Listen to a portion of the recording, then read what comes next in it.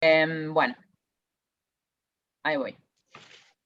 Bueno, entonces, denme un segundito. El fallo es Fernández de Kirchner Cristina, en carácter de presidenta del Honorable Senado de la Nación, sobre acción declarativa de certeza. ¿Sí? ¿Saben lo que es una acción declarativa de certeza? No, profe, la verdad que no. La acción declarativa de certeza es una acción que está reconocida en el Código Procesal Civil y Comercial de la Nación y también en el contencioso administrativo y tributario, en la justicia, digamos, que es una acción, por decirlo, atípica. Es como, yo no recuerdo si habíamos hablado que la justicia argentina tiene su competencia contenciosa, digamos, básicamente tiene que resolver casos donde hay una controversia. Dijimos que eso, ¿se acuerdan que dijimos que cuando interviene la justicia? Cuando hay un caso y hay legitimidad. El caso es cuando hay una controversia entre una o más partes. Ya hemos dicho, no hay esta especie de competencia consultiva. Yo no le puedo hacer preguntas a un tribunal para ver qué opina sobre un tema. Bueno, la acción declarativa de certeza es una especie de acción consultiva, una competencia consultiva, ¿sí? Reconocida en nuestro código de procedimiento. Porque lo que va a hacer es que antes que se genere un daño, se puede pedir una aclaración que declare una determinada certeza sobre una cuestión, ¿sí? Sea la inconstitucionalidad de una norma, o sea si se tiene o no se tiene determinado derecho. ¿Sí? Y esto es lo que pasa en el caso Cristina Fernández de Kirchner. Ahora vamos a identificar cuál es esta acción declarativa de certeza, que también se llama acción meramente declarativa, ¿sí? Son sinónimos, acción meramente declarativa o acción declarativa de certeza. Bien. Tenemos, por un lado empezamos viendo la fecha, 24 de abril de 2020. ¿Qué pasaba el 24 de abril de 2020? Estábamos en pandemia. Estábamos en plena pandemia, casi iniciando la pandemia. Hoy que sabemos que ya va durando más de 2 años, parece un inicio eso, por más que ya había pasado ya más de un mes. ¿Y qué pasaba? Los órganos legislativos, el Congreso, tanto la Cámara de Diputados como la Cámara de Senadores, no estaban sesionando. ¿Sí? Por más que estaban en periodo de sesiones ordinarios, ¿sí? Que empieza el 1 de marzo, no estaban sesionando por la pandemia. ¿Sí? Porque no se podían hacer eventos presenciales para evitar el contagio de casos de COVID. Bien, la presidenta del Senado de la Nación, Cristina Fernández de Kirchner, lleva esta discusión a la Corte Suprema de Justicia para ver si el Senado podía debatir de manera virtual o no, porque esto era una discusión que la oposición, ¿sí? La oposición al oficialismo, no quería, decía que no se podía sesionar de manera virtual. Entonces estaba completamente parada la actividad del Congreso. Bien. Cristina Fernández de Kirchner, en su carácter de presidenta del Senado, promueve una acción declarativa de certeza contra el Estado Nacional a los fines que, en el marco excepcionalísimo del actual estado de emergencia desencadenado por la pandemia originada por el COVID, despeje el estado de incertidumbre respecto a la validez legal de sesionar mediante medios virtuales o remotos en aplicación del artículo 30 del reglamento de la Cámara de Senadores, en cuanto establece que los senadores constituyen Cámara en la sala de sus sesiones y para los objetos de su mandato, salvo en casos de gravedad institucional. ¿Sí? Entonces, quería que declare certeza, que aclare la interpretación del artículo 30 del reglamento de la Cámara de Senadores. ¿Sí? Ya saben que cada Cámara, diputados y senadores, tiene su propio reglamento para reglamentar justamente su funcionamiento. Entonces, ¿cómo se interpreta en medio de una pandemia esto de constituyen cámara en la sala de sus sesiones, solamente en la sala, si no pueden ir a la sala. Y acá dice, salvo en casos de gravedad institucional. Bien. El fallo, ya lo vamos a ir viendo, lo que pasa es que probablemente tengamos que saltear algunas partes. Es un fallo muy interesante en lo que va al tema, que es si hay caso o no hay caso, si hay legitimidad o no hay legitimidad, ahora lo vemos, pero particularmente si hay caso. Pero también hace un repaso histórico sobre las excepcionalidades que se han dado respecto de sesiones del Congreso, habla de división de poderes, o sea, aborda muchos temas, entonces es un fallo muy completo. Bien, para fundar su petición encuadra esta solicitud en la situación excepcional que se origina en la propagación global del virus, sus gravísimas consecuencias. Frente a ello sostiene que la acuciante necesidad de legislar en materia tributaria por las consecuencias económicas de esta pandemia tiene sobre el mundo en general y sobre Argentina en particular. Vuelve impostergable que se reanude la actividad del Congreso de la Nación. Precisa que la materia tributaria no puede ser objeto de decretos. Bueno, ya lo sabemos todo eso. Alude que las normas que el Poder Ejecutivo dictó en el marco de crisis sanitaria y social para evitar la propagación de la enfermedad en el territorio nacional, explica que el Senado de la Nación adhirió a la normativa que ordenó el aislamiento, ¿sí? Estábamos en aislamiento. Expone que en este marco excepcional debe habilitarse la posibilidad de sesionar mediante un sistema remoto o virtual que permita acreditar la conformación del quórum, garantizar el debate y posibilitar la votación de senadores. Precisa que se proveerá un sistema seguro que permita la identificación en todo momento de los senadores, su plena participación, etc. Hasta ahí tienen los hechos y la pretensión de la parte actora. Vayan identificando por partes. Y algunos argumentos. Observa que esta Corte ya ha reconocido, mediante el dictado de las acordadas 11 y 12, la existencia de las circunstancias excepcionalísimas que describe y que han obligado a modificar su modalidad de trabajo. La Corte ya había dictado acordadas para establecer la modalidad virtual de trabajo, tanto de la Corte como de todo el Poder Judicial. Apunta que dicha situación también ha sido receptada por los poderes legislativos de diferentes países.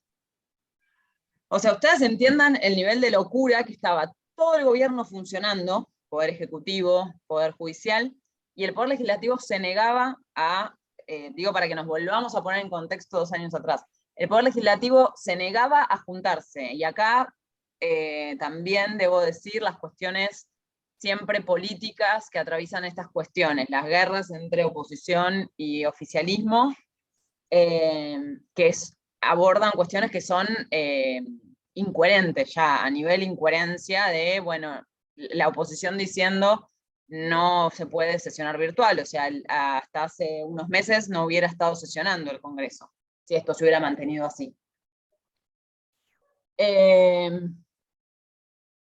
Afirma que este cuadro de situación genera una gravedad institucional extrema, y esto es para fundamentando la intervención de la Corte también. Se encuentran comprometidas las instituciones básicas de la nación.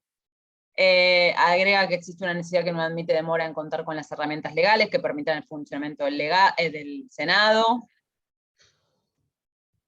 Es por eso que solicita a esta Corte Suprema que se aboque al tratamiento urgente de esta situación tan apremiante y despeje toda incertidumbre que pudiese existir respecto al procedimiento que adoptará el Senado de la Nación y la Cámara de Diputados a los fines de proporcionar al Estado Nacional las herramientas legales para afrontar esta verdadera crisis como jamás enfrentó nuestro país y en el mundo. Bien, respecto a la vía intentada, ¿sí? Que es esta acción meramente declarativa, sostiene que se encuentran acreditados los requisitos del artículo 322 del Código Procesal Civil y Comercial de la Nación, dado que la pretensión carece de un mero carácter consultivo, la pretensión carece de un mero carácter consultivo especulativo, puesto que el estado de incertidumbre planteado se vincula directamente con el formal y sustancial funcionamiento de la Cámara de Senadores de la Nación en el contexto de emergencia actual.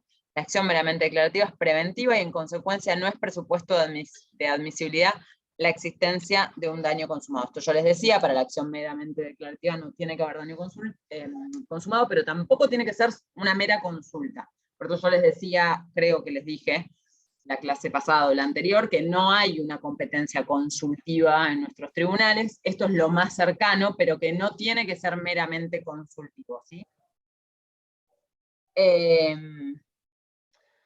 Afirman finalmente... Recuerden que para que haya un conflicto entre partes, tiene que haber un daño, una parte tiene que alegar un daño. Acá no se alega un daño, acá se alega un problema institucional, una gravedad institucional. Por eso es que viene este recurso.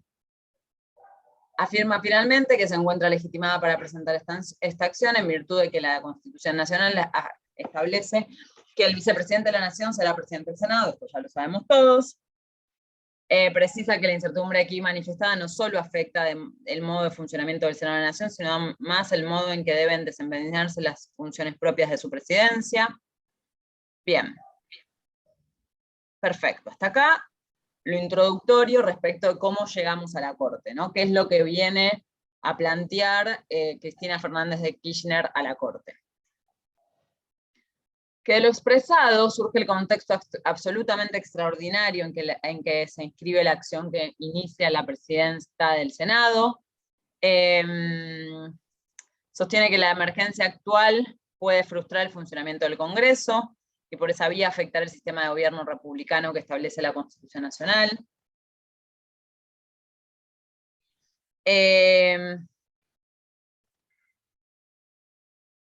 Bien, acá va a hablar de las reglas de admisibilidad de las acciones declarativas de certeza. Y va a citar, acá tenemos un precedente, ¿sí?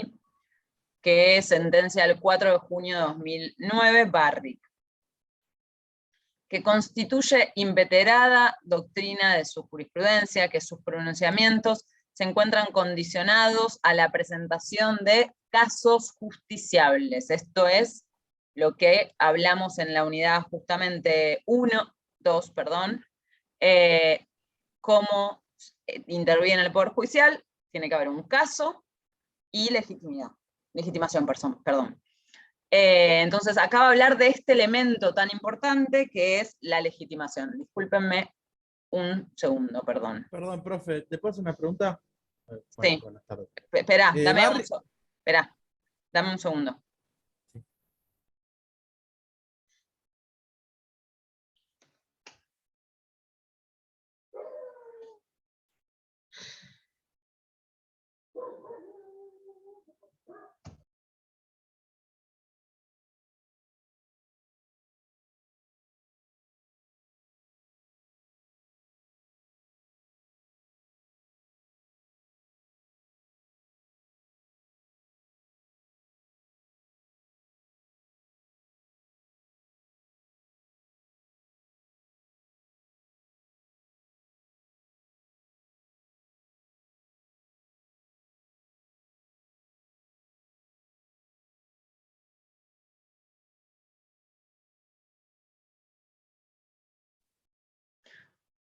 Listo, perdón. Sí, Matías, estabas haciendo una pregunta. Perdona, ¿el caso Barrick no era el caso del juez que supuestamente no era de esta nacionalidad? ¿O ese era otro caso? No me acuerdo ahora. Que no lo llevaban que sea juez de segunda instancia, no me acuerdo bien. No, creo que te estás confundiendo con... ¿El holandés? Ese, sí. No me acuerdo el nombre. No, pero ese Ahí es un está, caso muy anterior. Sí, bueno, No, esto es del 2019. No ese es el caso. Que sus pronunciamientos se encuentran condicionados a la presentación de casos justiciables. Esta condición se configura, y acá resaltamos, cuando ocurren dos recaudos. Por una parte, debe tratarse de una controversia que persigue la determinación del derecho debatido entre partes adversas, fundado en un interés específico, directo o inmediato, atribuible al litigante. Hasta acá vamos. Por otra, la causa no debe ser abstracta en el sentido de tratarse de un planteo prematuro o que hubiera devenido insustancial. ¿Sí? Estas son las dos cuestiones que trae la Corte como componentes del caso. También en este caso precisó el tribunal, con cita común, que esta doctrina es aplicable a las acciones declarativas. dado que este procedimiento no tiene carácter simplemente consultivo ni importa una indagación meramente especulativa. Respecto del segundo punto referido a sus funciones, este tribunal tiene dicho que su misión consiste en ser guardián último de las garantías constitucionales, cabeza de un poder del Estado y máximo intérprete de la Constitución. A su vez, también requiere tener presente que estas tareas trascendentales deben ser cumplidas en un contexto político, social y económico insospechado, solamente 3 meses atrás, generado por la situación de emergencia pública sanitaria que atraviesa el país. Bien. Que en la búsqueda No tiene el rol de la Corte. que en la búsqueda del delicado equilibrio, ya vamos a hablar del rol de la Corte y Consejo de la Magistratura, que me imagino que estarán al tanto, pero nos queda Consejo de la Magistratura más para adelante. Que en la búsqueda del delicado equilibrio que busca lograr este tribunal, también deben resonar las palabras bla bla bla, la vida, el derecho, no, bueno, no importa, esto lo vamos a pasar.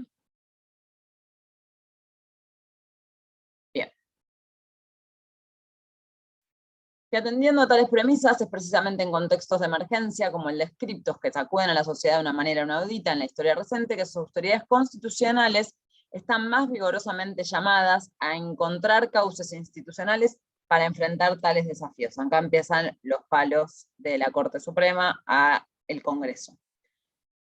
En los comienzos de la organización de la Nación, y acá va a citar un precedente en 1893, en el cual el Congreso no se pudo reunir por peligro de ataque a la sede del Congreso, entonces se trasladaron a otra sede. Sí, en ese momento imposible pensar en la virtualidad, pero se trasladaron al barrio de Belgrano para sesionar. Sí, creo que estaba acá esto.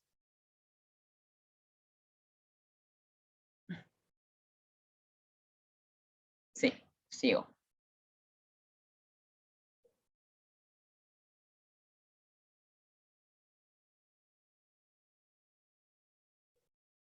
La formulación de la herramienta central que desarrolló el constitucionalismo moderno para garantizar el equilibrio del poder, el control de constitucionalidad por parte de los jueces, acá está otro tema que toca, el control de constitucionalidad, ¿sí? Que es parte de la unidad que sigue. Se instituye en 1803 a partir, sí, esto ya lo vamos a ver, caso Marbury versus Madison.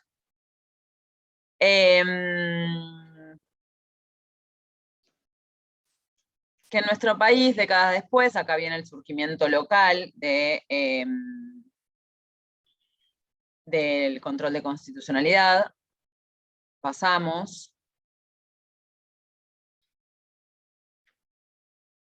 Ven que la Corte parecía que venía como clara, derecho. ¿Sí? Esto digo para cuando ustedes lean fallos, son cosas que pueden pasar. La Corte venía directo, o sea, Cristina pide esto y yo voy a analizar la admisibilidad de esa acción, fin. Y a partir de ahí, vieron que yo estoy pasando, considerando, porque la Corte empezó a divagar un poco. Esto suele pasar, digamos, no a divagar, todo tiene un sentido, sus argumentos tienen un sentido, está diciendo que si puede o no puede hacer control de constitucionalidad, tiene un sentido, pero no suele pasar, y así es que terminamos perdidos en la lectura de los fallos, ¿sí? Porque empiezan a ver, considerando, tras considerando, que no van a la cuestión que se estaba tratando, ¿sí? Que desde el punto de vista constitucional que debe guiar los pasos de este tribunal, no pueden caber dudas entonces de que la continuidad de la tarea de legislar del Congreso de la Nación resulta absolutamente esencial para el normal desarrollo de la vida constitucional de Argentina. Aún en los episodios más difíciles de la construcción de las instituciones de nuestro país se procuró asegurar su funcionamiento. Acá era el caso, el antecedente era acá, el que se mudaron a Belgrano. Que 140 años después de ese hecho que les conté, la parálisis causada por la pandemia exige que las instituciones de la República el desarrollo de los mecanismos que sus autoridades consideren necesarios para asegurar la permanencia de sus tareas. En esta línea, y frente a la importancia del debate parlamentario en tamaño desafío como el que hoy perturba al mundo, otros países ensayaron diferentes medidas para garantizar el debate legislativo. La necesidad de seguir sesionando por un lado y de respetar las normas sanitarias recomendadas por la OMS, así como los aislamientos sociales dispuestos por los distintos gobiernos por el otro, han conducido a otros congresos y parlamentos a adoptar diferentes formas para continuar con sus funciones y cumplir su rol constitucional. Así, en algunos se ha dispuesto la presencia restringida de legisladores con derecho a voto por bloque parlamentario, y votar de manera, otros sesionarios con videoconferencia y votar de manera electrónica. Acá se puso a estudiar qué estaba pasando en el resto de los países respecto de las sesiones del Congreso. Que en este contexto de inaudita y acuciante excepcionalidad, no puede desvanecerse la importancia del funcionamiento del Congreso como órgano de representación directa del pueblo de la nación y de los estados locales, dado que en su seno resguarda el principio democrático y el sistema federal. Bien.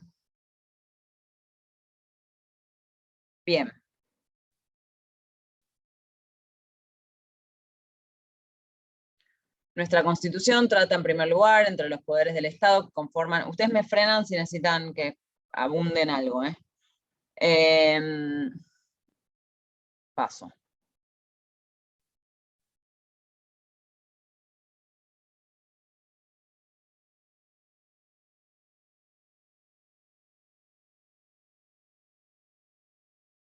Que en el marco apuntado corresponde efectuar el examen de admisibilidad, y acá vuelve, ¿ven? Estamos desde hace 6 considerandos, donde introdujo que iba a hablar de la admisibilidad, hablando de otra cosa y todavía no habló específicamente de la admisibilidad. ¿Ven cómo va y viene? Entonces, ahora sí va a hablar de la admisibilidad de la demanda traída a estos estrados. ¿Qué creen que va a decir la Corte? ¿Va a declararla admisible o inadmisible?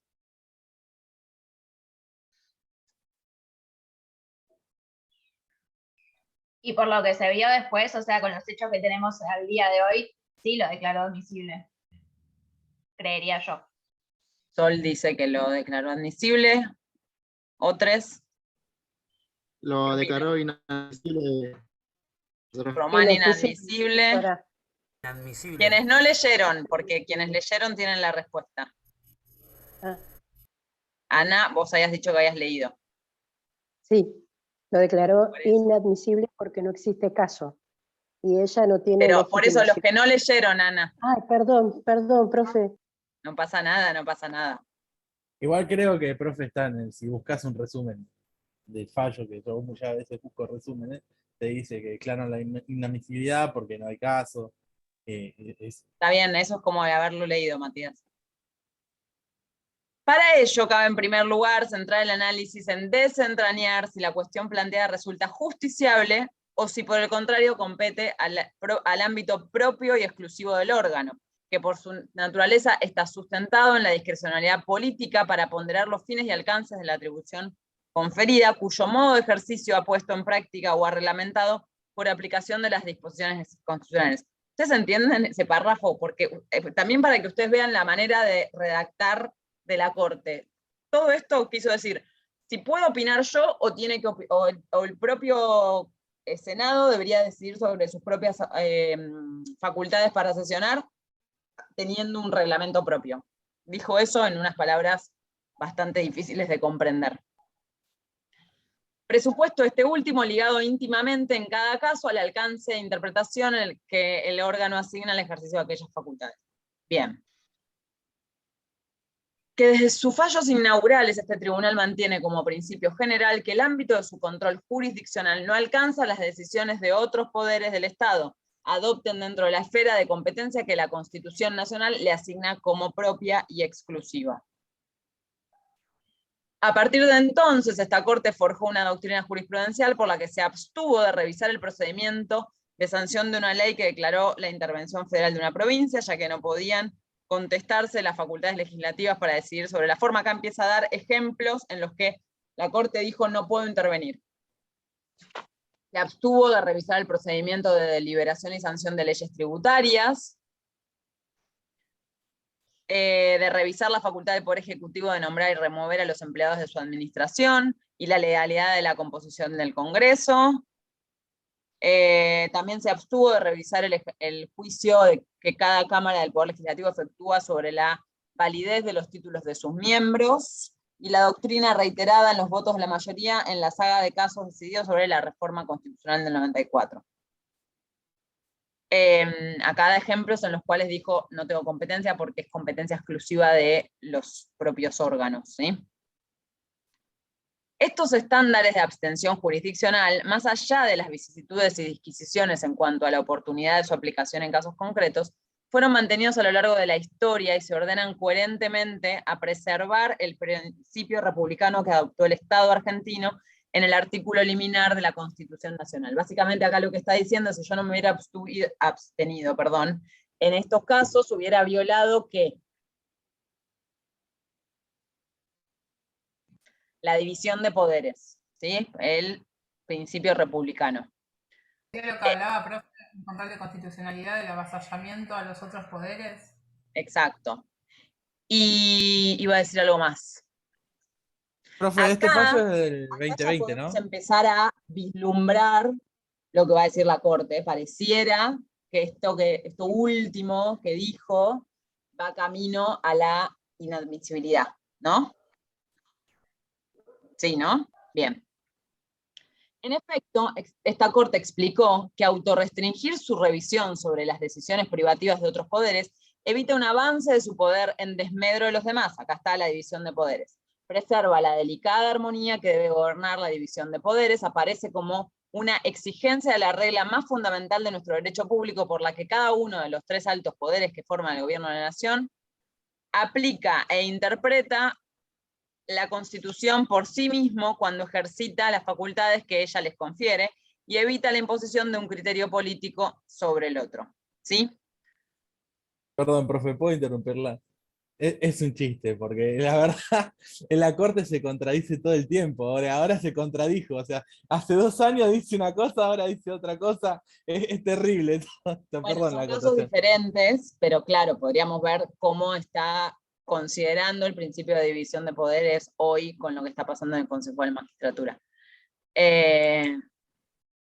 Bueno, pero miren que ya habló de división de poderes, sistema republicano, caso de legitimidad. Ya viene hablando de eso hace varios, considerando, y lo está repitiendo. Era hacerla corta, sí o no, y la está haciendo bastante extensa la Corte. Y retomo lo que decía Matías. Ya que Consejo de la Magistratura lo vamos a ver en varias unidades, presten mucha atención. Yo igual voy a intentar hacer el ejercicio el fin de semana de mandarles alguna cosita, pero presten mucha atención a medios, cómo están los medios interpretando lo que está pasando hoy en la Corte, porque pareciera, no sé, a mí me da la impresión que quien está poniendo en peligro la institucionalidad y la democracia es esta jugada de Cristina Fernández de Kirchner y Massa, pero nadie habla de lo que está haciendo la propia Corte con leyes que dictó el propio Congreso sobre la conformación del Consejo de la Magistratura, y su propia integración, ¿no? Ahora con Rosati, que es el presidente de la Corte, como presidente del propio Consejo de la Magistratura también. Entonces, como esto va a ser en unos meses recién, por favor, presten atención, guárdense alguna nota que les parezca relevante para cuando veamos Consejo de la Magistratura. Y busquen algún precedente también de la Corte hablando sobre el Consejo de la Magistratura, porque hay Lo vamos varios. a ver Y dijo un par igual, de cosas el diferentes. precedente. Lo vamos a ver. Prestarle mucha atención a Luis Juez. Sí, a todos los intervinientes en el conflicto, no conflicto. En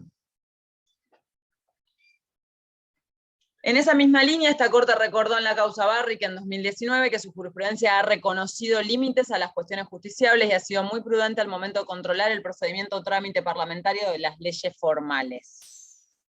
Se olvidó con el Consejo de la Magistratura.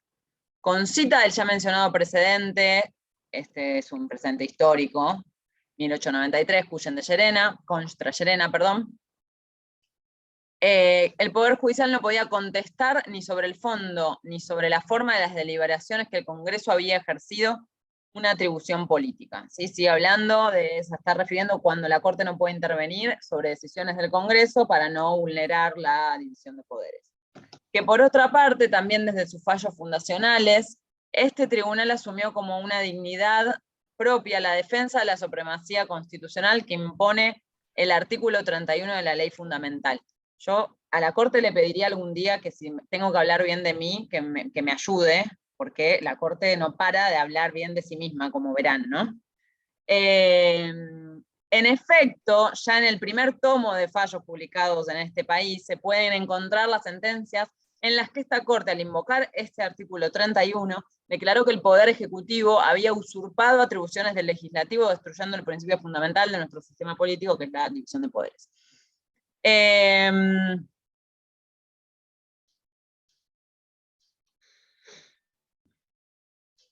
Bien, acá va a hablar de algo que quizás ya conocen, que es algo que hoy está bastante en desuso, que es la doctrina de las cuestiones no justiciables, ¿sí?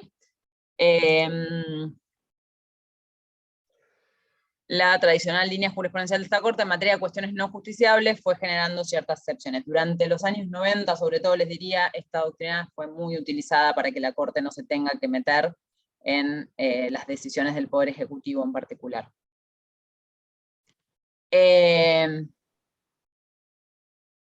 Vamos a pasarlo todo esto. Que en conclusión, las diversas excepciones a la deferencia que el Poder Judicial guarda respecto de las facultades privativas de otros poderes del Estado se sintetizan en dos supuestos. Esta Corte, en primer lugar, debe velar porque ninguno de los poderes del Estado actúe por fuera de las atribuciones que la Constitución le confiere, y en segundo lugar debe velar porque ninguno de esos poderes, al ejercer esas facultades que la Constitución les asigna de forma exclusiva, se desvíe del modo en que ésta autoriza a ponerlas en práctica. Estas son las dos situaciones en las que la Corte debería controlar las funciones de otros órganos, de otros poderes.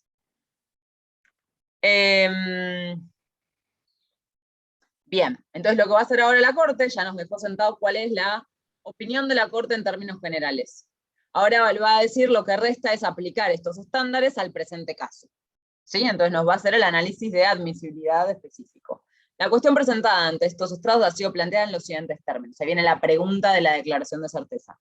¿Es necesario que el Senado de la Nación, para sesionar en forma virtual o remota, le solicite autorización a la Corte Suprema de Justicia de la Nación? Entonces la Corte ahora va a responder esto. En primer lugar, el llevar adelante las sesiones del Senado bajo una modalidad remota en lugar de la tradicional forma presencial, orbita dentro de las atribuciones propias del Poder Legislativo, referentes a la instrumentación de las condiciones para crear la ley. Tal posibilidad no configura per se riesgo alguno de interferencia en las atribuciones de los demás poderes del Estado. Esto es, sesionar de forma remota o presencial no supone en sí misma una posible invasión del Poder Legislativo en el ámbito de competencias que la Constitución asigna a los demás poderes. Porque si esto pasara, la Corte podría intervenir. Pero está diciendo, no ese es el caso, entonces tampoco tiene sentido que yo intervenga. Por otro lado, el asunto traído a consideración del tribunal tampoco cae bajo el segundo supuesto excepcional que admite la intervención de esta Corte en facultades propias exclusivas de otros poderes. Esto es, posibilidad de que el Senado sesione de manera remota, no interfiere con el modo en que la Constitución le impone a esa Cámara ejercer sus atribuciones. La Constitución regula ciertos aspectos del modo en que debe funcionar el Poder Legislativo, pero nada indica respecto de la modalidad física o remota de su sesión. Y obviamente no lo va a decir porque la Constitución es 1853-1860. Nada dice la Constitución sobre el lugar o la forma presencial o remota en que deben encontrarse para sesionar, deliberar y votar los legisladores de cada Cámara.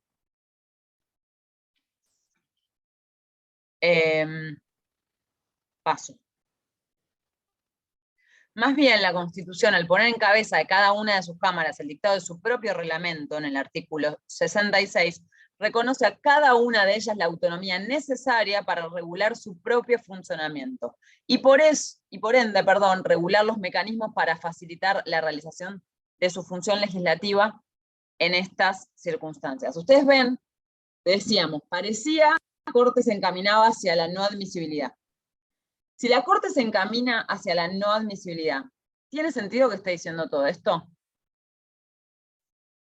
La Corte igual está opinando. Ustedes ven que la Corte se estaba encaminando hacia no es admisible, pero igual te estoy diciendo que tenés facultades para decidir sobre dónde sesionar y cómo sesionar. ¿Sí? ¿Se entiende? Ahora lo vamos a ver claro. Ello, claro está, siempre que su diseño e implementación no ignoren las restricciones constitucionales que sí existen y se cumplan con los recaudos que la ley fundamental sí establece respecto al procedimiento de deliberación y sanción de leyes. Esto, por ejemplo, sería que cambien la forma de votación. O sea, que para aprobar una ley no es necesaria una mayoría simple, por ejemplo. Profe, ¿puedo hacer una consulta de lo Sí. que dijo recién? Recién usted dijo que la Corte está opinando. ¿Eso tiene que ver con el pedido de CFK cuando usted dijo al principio que es una acción declarativa de certeza? ¿Por eso está opinando la Corte? A ver, ahora vamos a ver cómo resuelve. Ok. A mí me estaba dando a entender, si yo no hubiera leído este fallo, a mí me estaba dando a entender, y por eso se los pregunté a ustedes, que estaba yendo hacia la no admisibilidad. Estaba por decir, no es admitible esta acción. Si no es admitible esta acción, se terminó, punto, no hay más nada que decir. Ahora, la Corte no está diciendo, no es admitible esta acción, punto, no hay nada más que decir. Está diciendo, está dando a entender que no es admisible y está opinando. Esto tiene que ver, y es parte del trabajo práctico que ustedes tienen, con el rol institucional de la Corte. Institucional, político y todo lo que les parezca.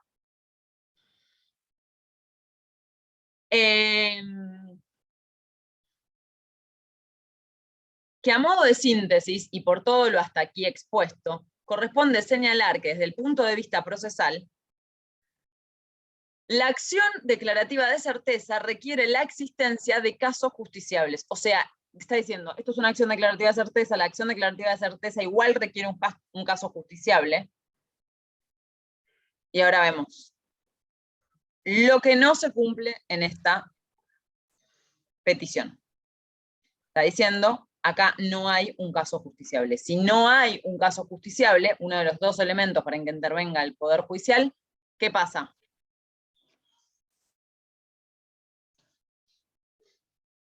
Por deducción, chicos. No sería admisible, profe. No es admisible. Si no hay caso justiciable o no hubiera legitimidad alguno de los dos, no es admitible. O sea, no se puede decidir sobre este caso, va a rechazarlo. Porque uno de los dos elementos que necesita cualquier tribunal, cualquier juez o jueza para intervenir, no está presente. Acá ya está diciendo, este caso no es admisible. Desde el punto de vista constitucional, esta Corte es la cabeza de un poder del Estado, cuya función es proteger el funcionamiento de las instituciones republicanas. Ese rol fundamental, este rol es fundamental, ya que gran parte de los aciertos y los errores del Estado constitucional dependen de la capacidad de los tribunales de ejercerlo. Sigue hablando bien de su rol. Las emergencias de cualquier tipo deben ser tratadas dentro del Estado de Derecho, y por ello el funcionamiento del Congreso resulta absolutamente esencial para el normal desarrollo. Sigue diciendo cosas, opinando. El Congreso, como los otros poderes del Estado, tiene autonomía para regular su modo de funcionamiento de acuerdo al artículo 66 de la Constitución Nacional, y como ya lo ha dicho esta Corte, no constituye cuestión justiciable lo atinente al procedimiento adoptado por el Poder Legislativo para la formación y sanción de leyes. ¿Sí? Ahí está otra vez el precedente Barrick. Por ello, no se configura un caso justiciable. Cabe considerar además que si esta Corte autorizara lo que solicita la demanda, también tendría el poder de no autorizar otras cuestiones internas del propio Senado, invadiendo así la competencia constitucional de otro poder del Estado. Ay, hice cualquier cosa. Esta regla encuentra su límite en las restricciones constitucionales específicas que trazó este tribunal en el considerando 14. Bueno. Por todo lo expuesto, la cuestión sobre el carácter presencial o remoto de las sesiones del Senado aparece así como un asunto que la Constitución defirió de forma privativa y exclusiva de su prudencia política. Bajo estas consideraciones corresponde al mandato constitucional del Senado el arbitrar los mecanismos necesarios para facilitar la realización de su más alta razón de ser, la representación del pueblo de la nación en la deliberación de sus asuntos que lo atraviesan como tal.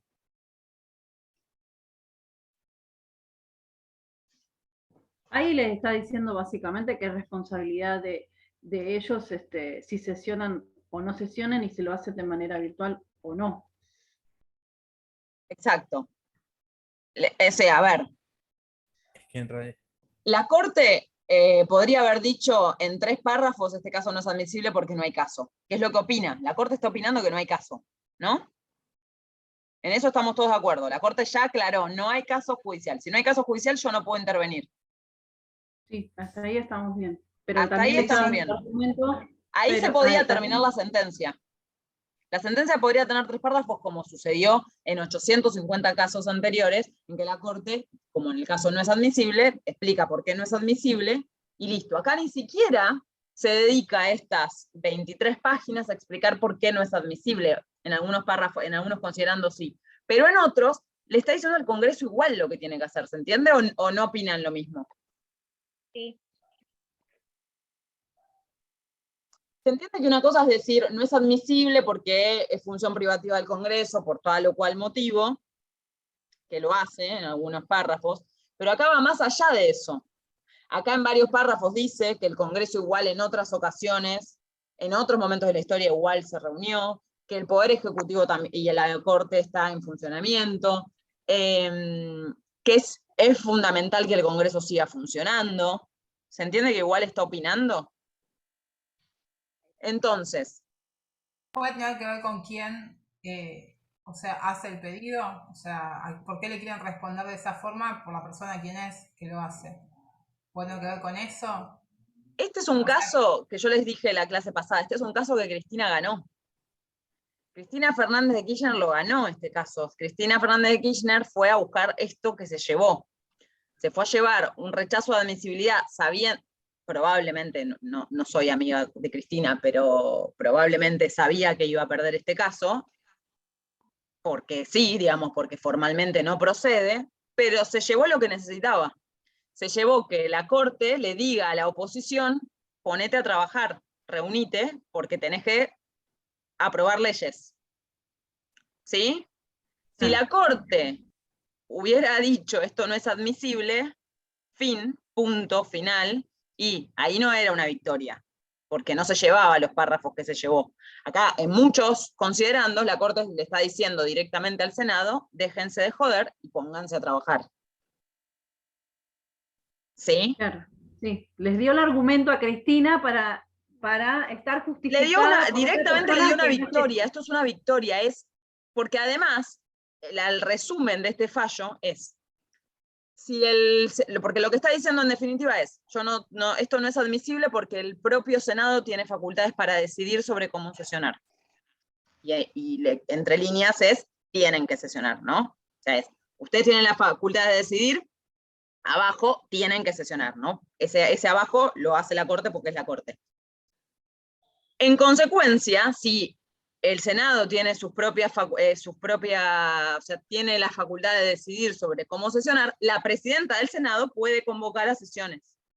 Porque la máxima autoridad del Senado es la presidenta del Senado, que es Cristina, quien presentó esta acción. Entonces, al día siguiente, ¿qué hizo Cristina? Convocó a sesiones virtuales porque es la autoridad que decide cómo convocar al Senado. ¿Se entendió? ¿Le hago una consulta? Sí. Sin llegar a entrar en este caso, con el artículo 30 del reglamento de la Cámara del Senado, ¿no se lo decía? No, porque pensemos que esto claramente fue una situación excepcional. No dice específicamente virtual o no virtual, la oposición. Si quieren, busquen notas del 24 de abril de 2020 para atrás sobre las discusiones de la oposición que no querían, estaban empecinados en que no podían sesionar virtualmente. ¿Sí? Porque el artículo 30 dice, que lo vimos, dice que tienen que sesionar en la sala, y decía salvo casos de gravedad institucional, pero no refiere a, bueno, en esos casos cómo se sesiona. Y esta era la primera vez en la historia que se iba a sesionar virtualmente. Para el oficialismo estaba clarísimo que se podía sesionar virtualmente porque era una situación de gravedad institucional. Para la oposición no querían presentarse en el Senado. Ah, claro, claro. ¿Se entiende? O sea, estaban diciendo, si quieren, terminamos esta clase y hagan el ejercicio de verdad de buscar noticias de ese momento sobre esta discusión, porque lo que decían es que esto ponía en peligro la institucionalidad y la democracia, lo mismo que hoy. siempre es el mismo argumento. Básicamente que funciona el Senado, digamos. No hubiera funcionado durante casi 2 años. Bueno, y acá, por eso les decía antes también, en esto de que la Corte, aún declarando la inadmisibilidad de la acción, dice todo lo que dice, por eso lo leímos, acá está muy, muy presente el rol institucional y político de la Corte, cómo juega la Corte Suprema en la disputa política. ¿Sí? Tiene un rol institucional que va más allá de decidir en un caso concreto. Y acá se ve, o al menos para mí, o opinen ustedes, se ve muy claro ese rol. ¿Qué opinan? Profe, lo que pasa es que está todo muy politizado. O sea, la gente en vez de analizar con una vara intermedia, analiza muy políticamente la situación. Entonces no se puede, más que los medios, en vez de informar, desinforman. Es complicado que la gente entienda lo que está pasando hoy en día.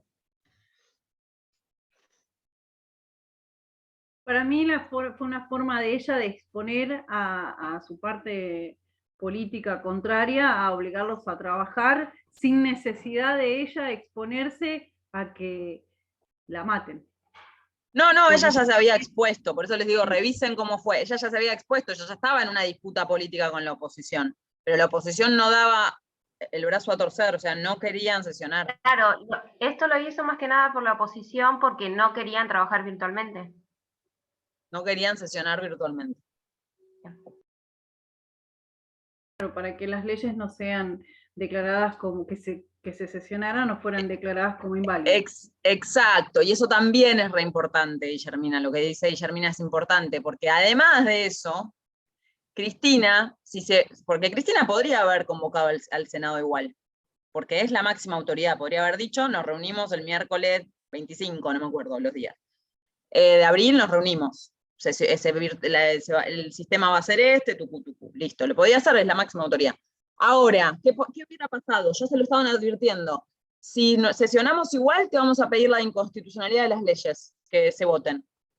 Con este fallo, antes de votar cualquier ley, adelantó el argumento, no va a haber inconstitucionalidad de ninguna ley, porque yo tengo la facultad de convocar al Congreso, porque soy la máxima, del Senado, perdón, soy la máxima autoridad del Senado y tengo la facultad de hacerlo. Entonces, las leyes que votemos no van a ser inconstitucionales. Tengo una duda. Yo lo había interpretado así. No me había dado cuenta que los había obligado a la oposición a sesionar. Los obliga a sesionar y les corta el argumento de te vamos a pedir la inconstitucionalidad de todas las leyes que nos vas a votar. Yo tengo una duda. Si Cristina no hubiese hecho todo de ir a la Corte y hubiese sesionado, ¿la Corte hubiese decidido igual y declarando que es constitucional o inconstitucional?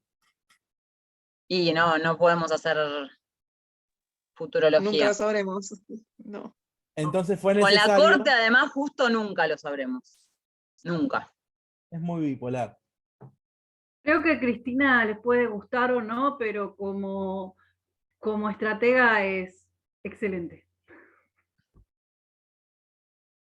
Yo creo que desde el punto de vista que si ella iba con el reglamento interno de lo que es el Senado, la iban a tildar de autoritaria y todo. Ya estaba tildada, por eso les pido que revisen. Ya estaban diciendo que Cristina estaba atentando contra la institucionalidad y la democracia del país. Todo eso ya estaba pasando. Que todas las leyes que se votaran iban a ser inconstitucionales. O sea, pensemos con el diario del lunes. Miren lo que pasó. O sea, el Congreso sesionó 2 años enteros, votaron leyes. ¿De qué inconstitucionalidad hablamos? Igualmente, el motivo era frenar que se dictaran leyes.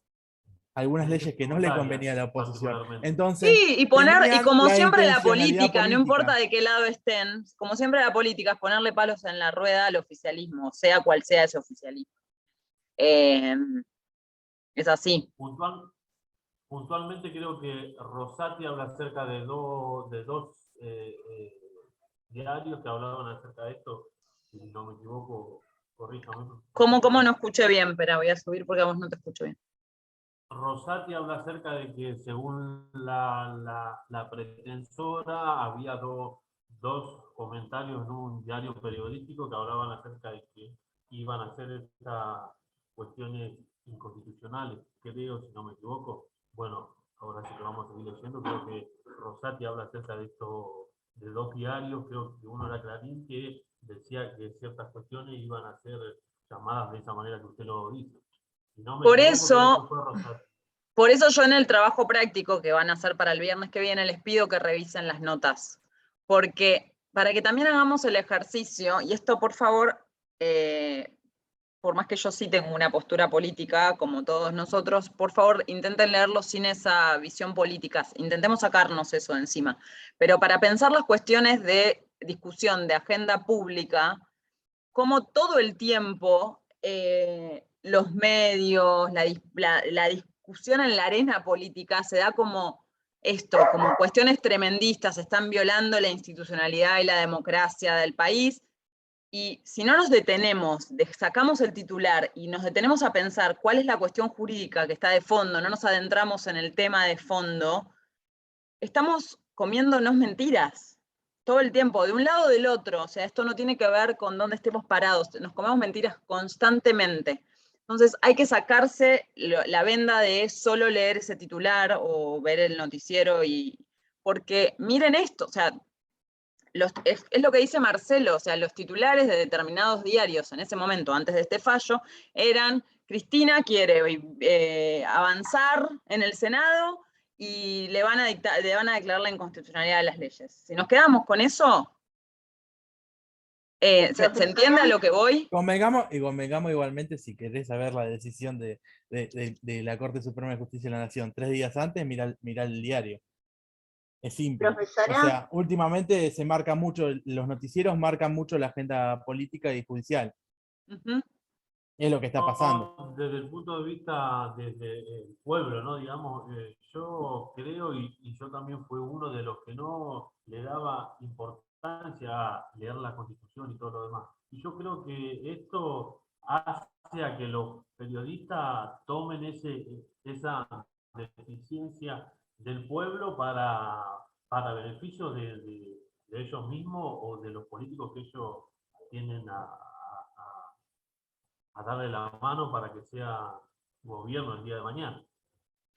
Sí, pero más allá de eso, a mí no me importa lo que hacen los periodistas, lo que hacen los políticos, a mí me importa ustedes, me importan los estudiantes que pasan por esta materia, que tomen el ejercicio de no comerse mentiras en las noticias, que hoy se está discutiendo Consejo de la Magistratura, no se coman el verso de lo que dice cualquier titular, sea el de C5N, sea el de Clarín, no importa, cualquiera. Lean lo que está pasando, métanse en el tema, entiendan lo que está pasando de fondo, ¿sí? ¿Por qué hay un presidente de la Corte Suprema, presidente del Consejo de la Magistratura? ¿De dónde surge eso? ¿Sí? Es un ejercicio que tenemos que hacer constantemente, porque si no, nos come la política.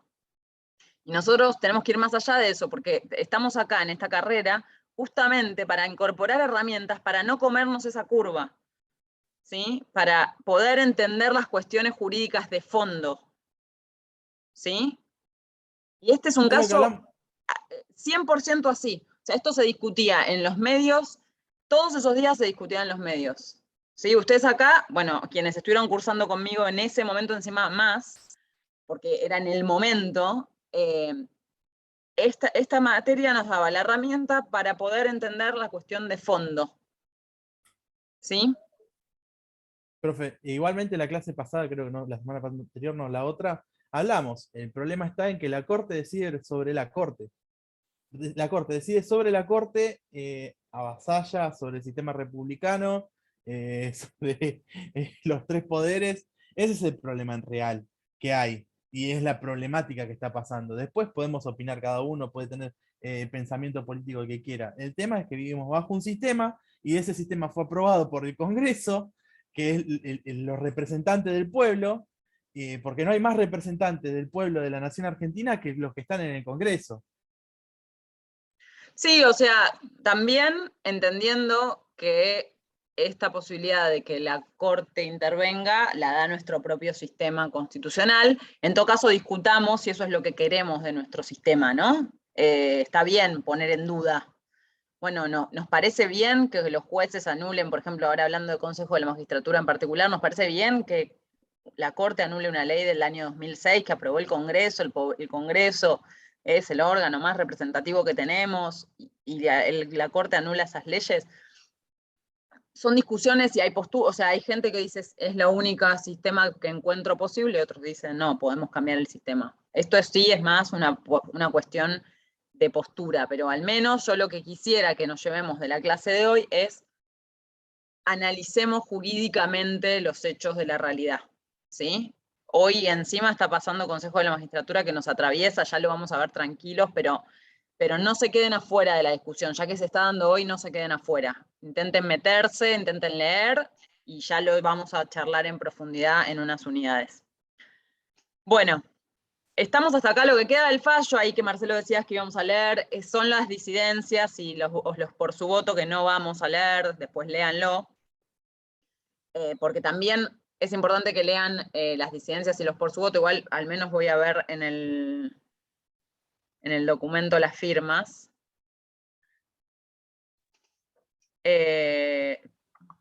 Sí, tenemos, bueno, los jueces de la Corte en ese momento eran Rosenkrantz, Hayton de Nolasco, Maqueder, Lorenzetti y Rosati. Hoy saben que Hayton de Nolasco no está más porque renunció y todavía no se llenó su vacante, entonces son 4 jueces.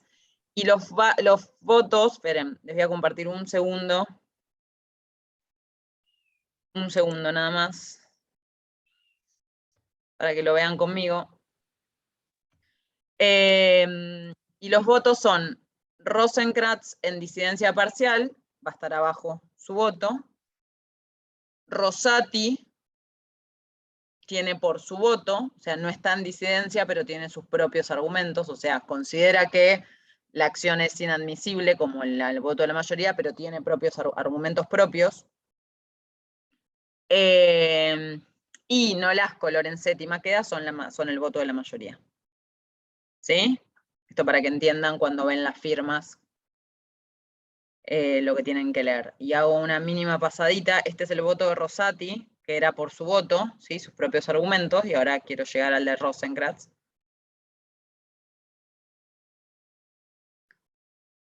Acá es interesante que igual que lean el Rosati, porque miren, hace análisis de la legitimación. Y acá va a venir a lo de admisibilidad. Bueno, un poco largo el fallo de... No, claro, es que en realidad yo ya sé que es casi al final.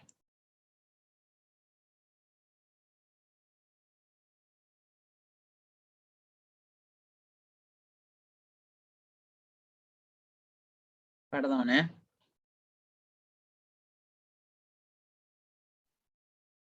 Yo creo que Rosati da tantas explicaciones que parecía como que si lo declaró admisible.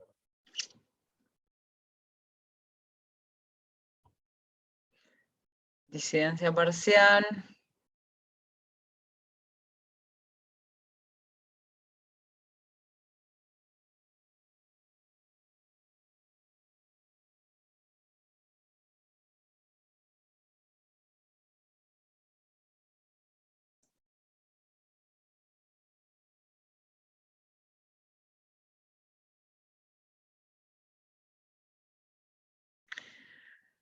La disidencia va a ser básicamente porque lo que él dice directamente es que se rechace in limine, o sea, ni hay que tratarlo, igual de argumentos. Pero va en línea con esto de la no admisibilidad porque la acción meramente declarativa no es una consulta. Bueno, ¿estamos hasta acá? ¿Sí? Bueno. Sí, sí, Sí, profe, sí. Sí, profe, sí. Sí, profe.